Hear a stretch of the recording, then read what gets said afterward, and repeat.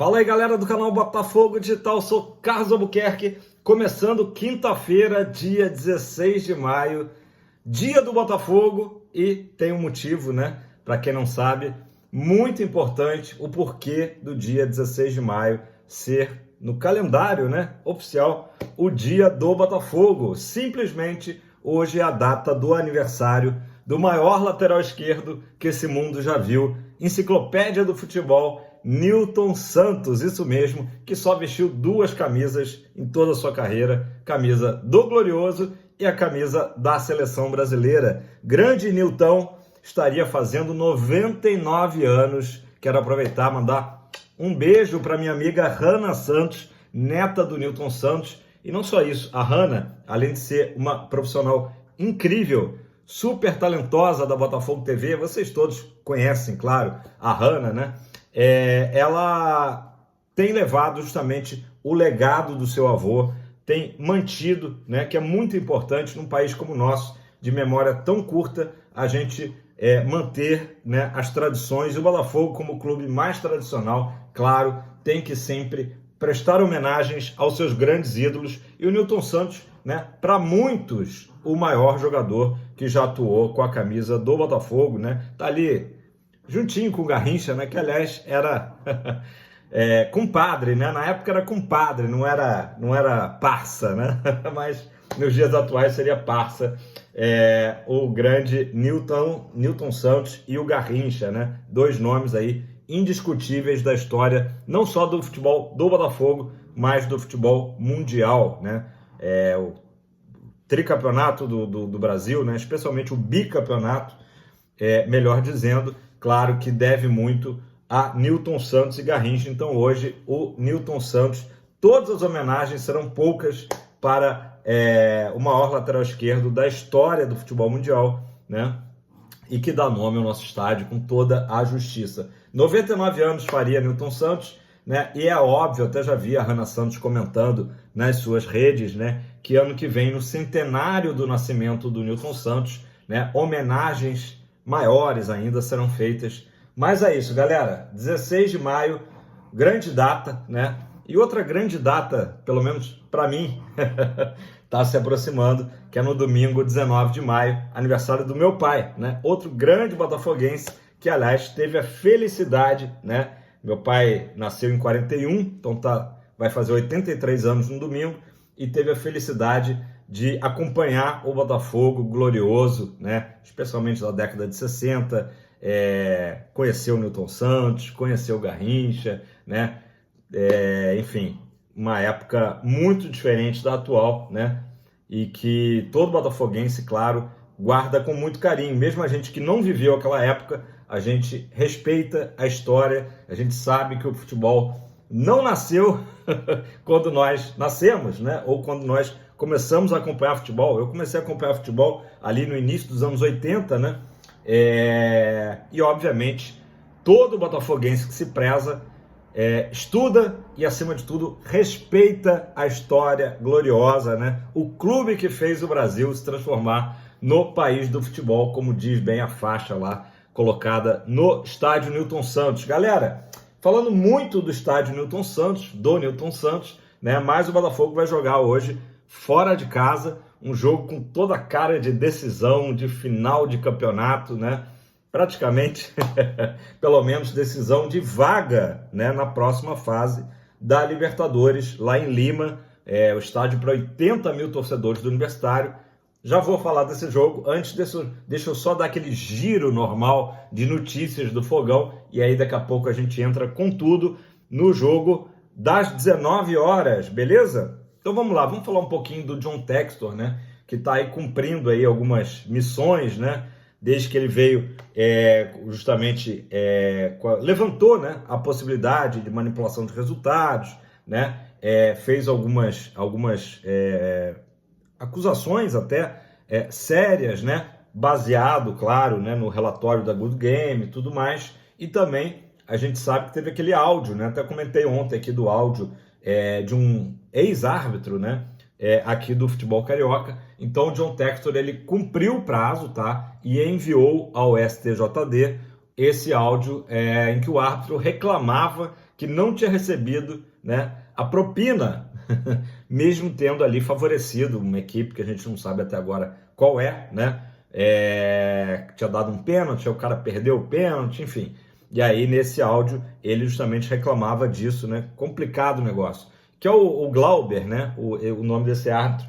Não guardei nem o sobrenome dele, mas enfim. E ele teve na CPI essa semana e seria ouvido, né? Se ele não tivesse ficado mudo, calado, né? Preferiu não falar nada para não piorar, creio eu, né? A situação dele aí na CPI, tá? Então o Textor entregou esse áudio para o STJD, tá?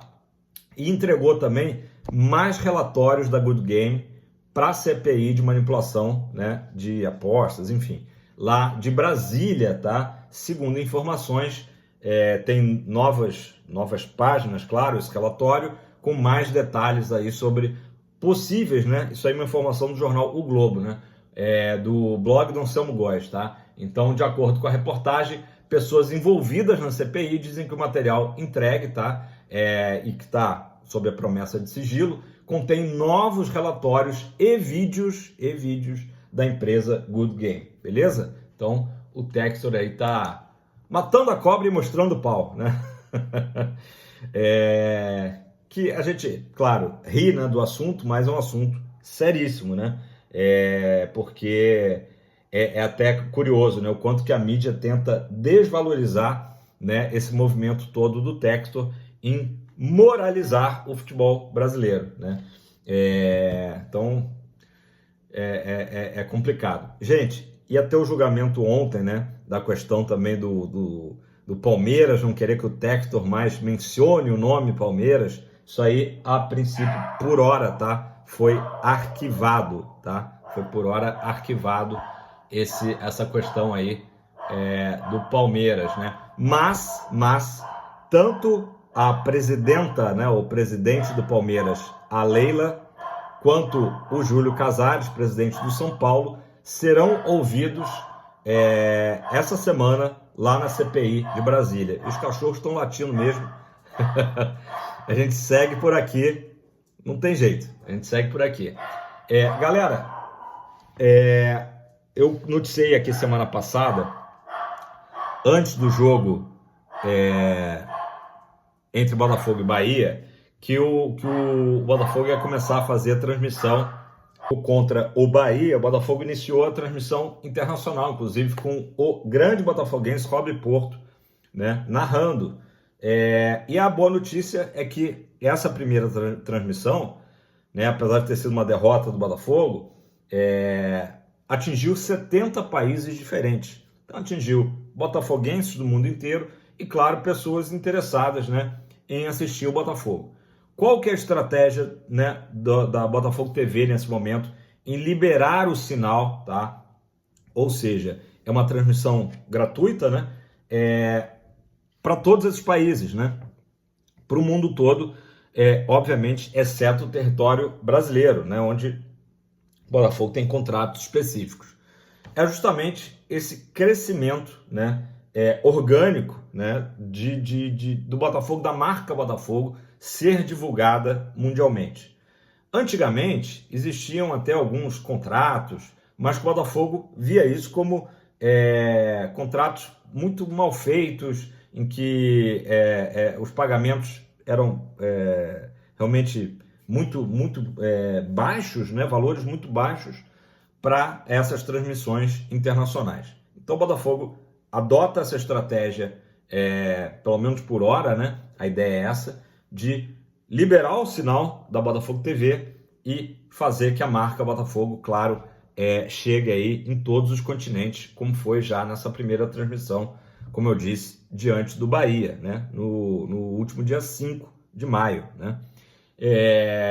Então o Botafogo considera, né, essa estratégia como um universo de possibilidades. Eu vou abrir aspas aqui para o Júlio Greco, tá? Que é o diretor de comunicação do Botafogo, né? De marketing esportivo, e que está aí à frente aí do projeto da Botafogo TV, né? O modelo tradicional de transmissão do Campeonato Brasileiro para o exterior colocava na mão de terceiros, tá? Em valores, no nosso entender, subdimensionados. Então, exatamente isso. Quer dizer, eram valores muito baixos para o que vale, né, a marca Botafogo, Campeonato Brasileiro, etc. A exploração de um ativo que é um universo de oportunidades. Em um primeiro momento, optamos por abrir o sinal do canal, né, da Botafogo TV no YouTube, gratuitamente para todo o mundo, naturalmente, exceto, né, o território brasileiro, exatamente o que eu acabei de explicar para vocês, né? Muito legal essa iniciativa e eu imagino a felicidade, né, do torcedor botafoguense que reside fora do Brasil ou eventualmente está numa viagem, né, e fica com aquela dificuldade, abre lá a página do GE e aí aparece aquela mensagem assim, transmissão não autorizada para esse território, enfim, né? Isso era muito decepcionante. Eu morei no exterior, faz tempo, há muito tempo atrás, claro, então é até difícil de comparar, né, com a situação atual, mas era uma dificuldade tão grande de ver eventualmente, não digo nem jogos, mas gols do Botafogo. Tinha um programa que passava, tipo assim, sábado de manhã, sei lá, 6h10 da manhã, horário assim, super alternativo, que era sobre, da ESPN, de futebol latino. Então rapidamente passava pelo futebol brasileiro e eu tinha que torcer ainda que mostrasse os gols do Botafogo, né? Então, claro que são outros tempos. Imagine hoje quem mora fora ter essa facilidade de simplesmente botar no YouTube, botar na Botafogo TV e assistir uma transmissão ali em tempo real. É fantástico, né? Simplesmente fantástico.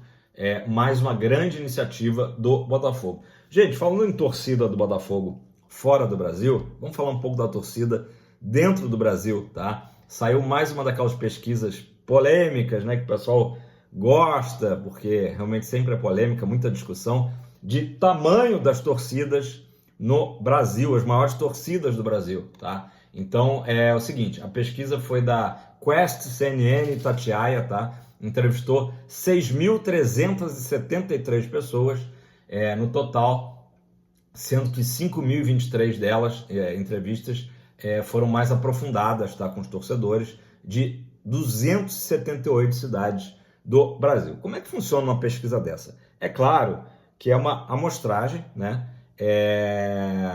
em que tenta-se fazer uma leitura, porque não dá para sair entrevistando, né, a população inteira, né? Mais ou menos como acontece nas eleições, né? Então, quando sai uma pesquisa, pega o pessoal da capital, pega o pessoal do interior, pega o pessoal de todas as regiões do Brasil, né? Então, essa pelo menos seria o protocolo, né, para uma pesquisa ser a mais assertiva possível, né?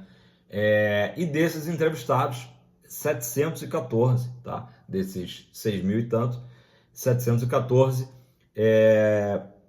bem jovens, tá? De 7 a 15 anos de idade. Estão pegando também a nova geração aí de torcedores, tá?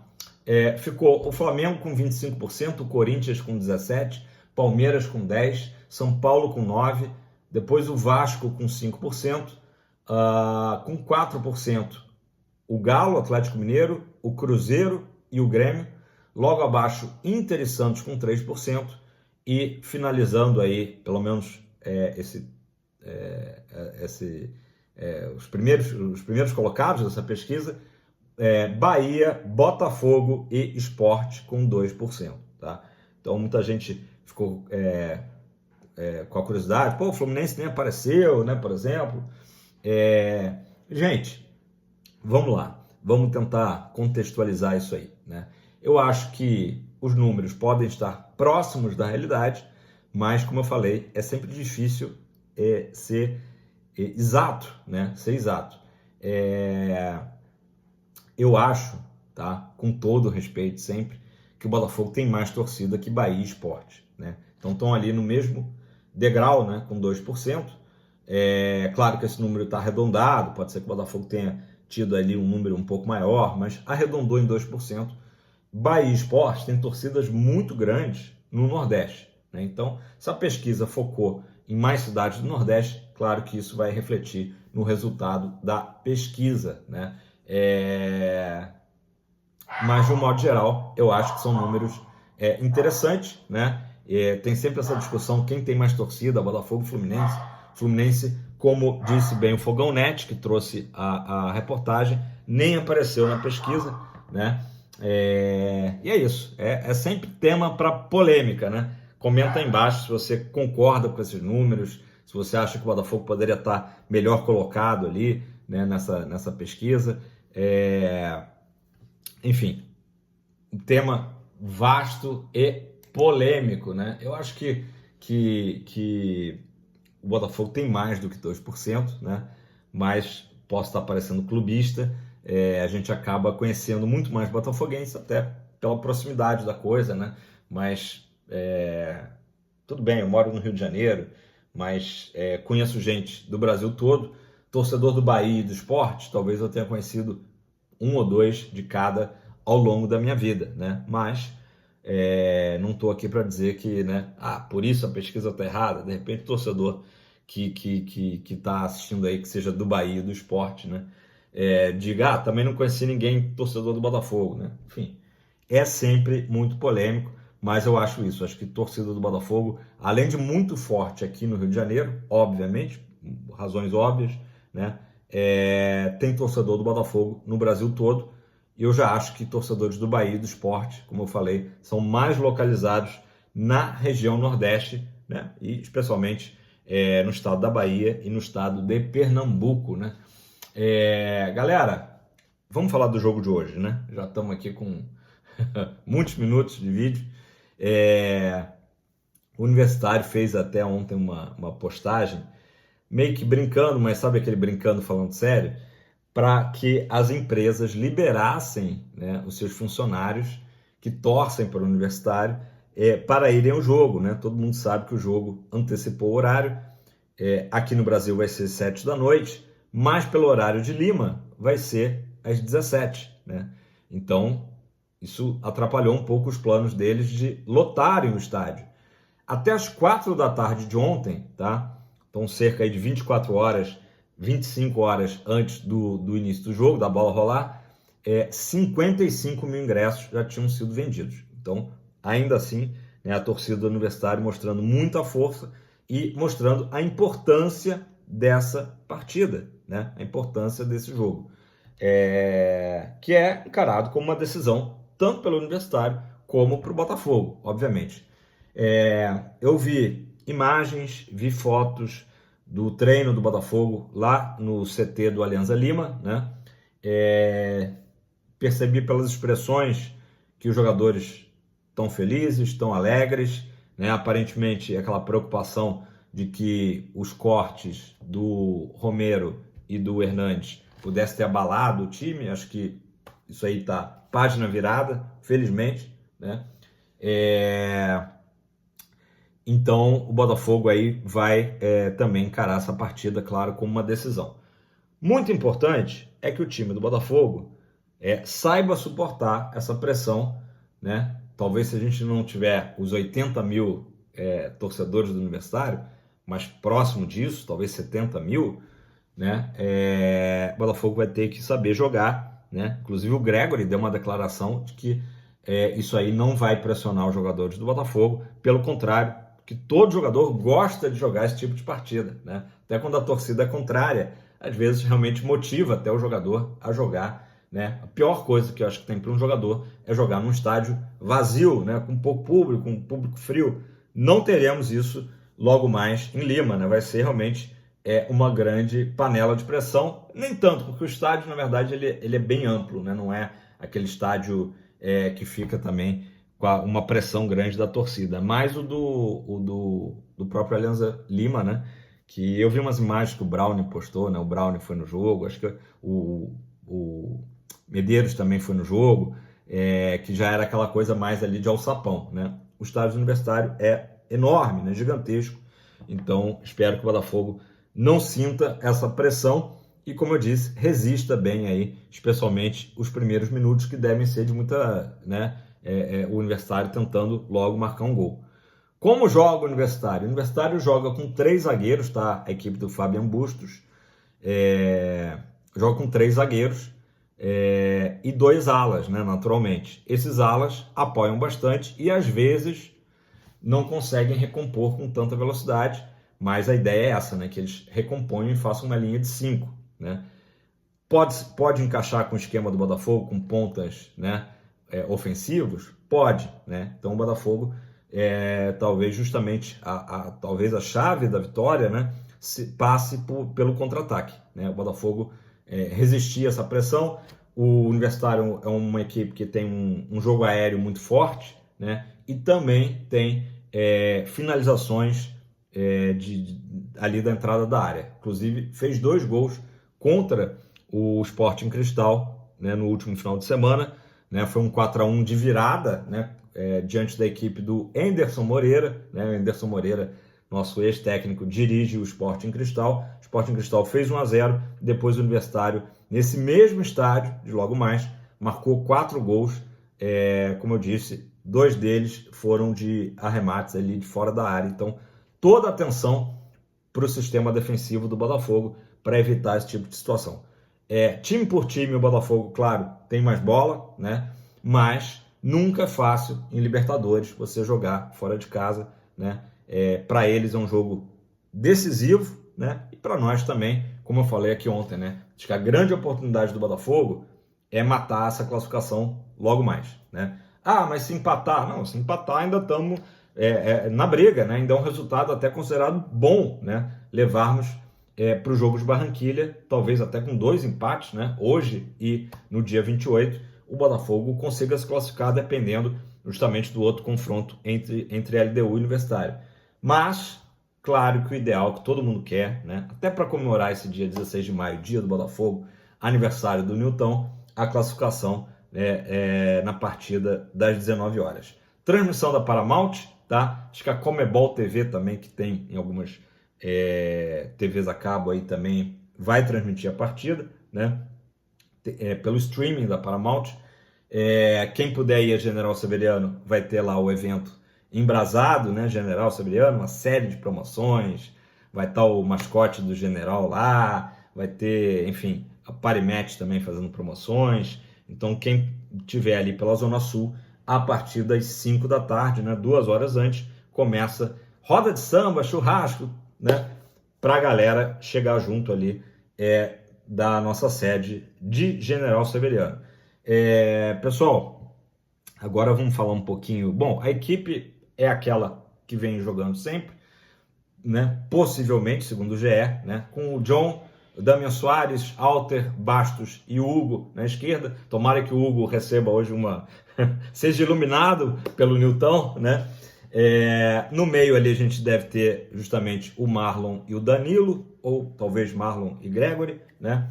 E mais na frente, justamente, o Luiz Henrique, o Eduardo, Júnior Santos e Savarino, né? Então, a modificação principal é o Eduardo entrando e o Jefinho, que deve ser sacado, né? E que deve virar uma opção aí para a segunda etapa, né?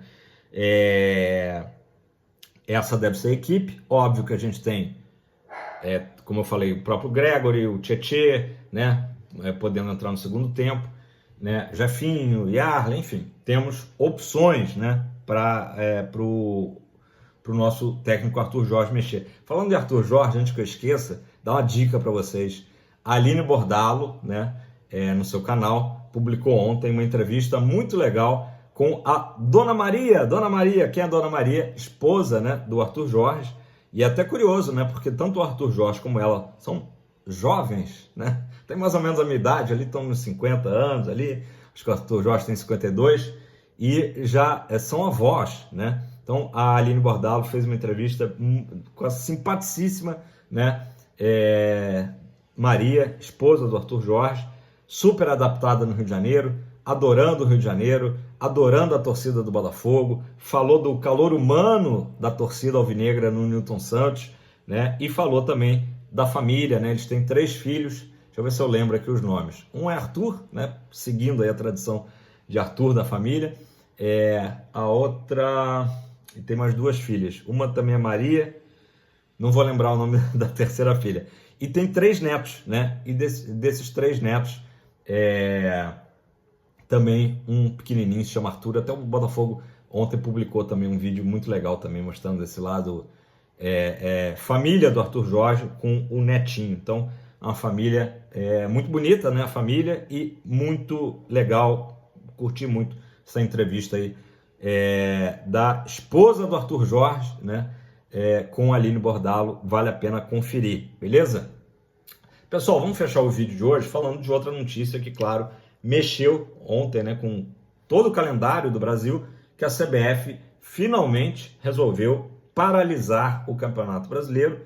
Vão ser apenas 2 rodadas a princípio, então tá adiado aí justamente o jogo de domingo entre Corinthians e Botafogo, que seria lá na Arena Corinthians, e também depois o jogo do outro final de semana, que seria no Newton Santos, entre Botafogo e Fluminense, o clássico vovô, né? Então esses jogos estão adiados dessas 2 rodadas, porém está mantido, né, o calendário, óbvio, de Libertadores, Sul-Americana e também Copa do Brasil. Então está mantido que o Botafogo sai de Lima, né, volta para o Rio de Janeiro e depois tem o jogo com Vitória durante a semana. Então final de semana, gente, é aquela história, tinha que parar. 15 clubes votaram favoráveis à paralisação, né?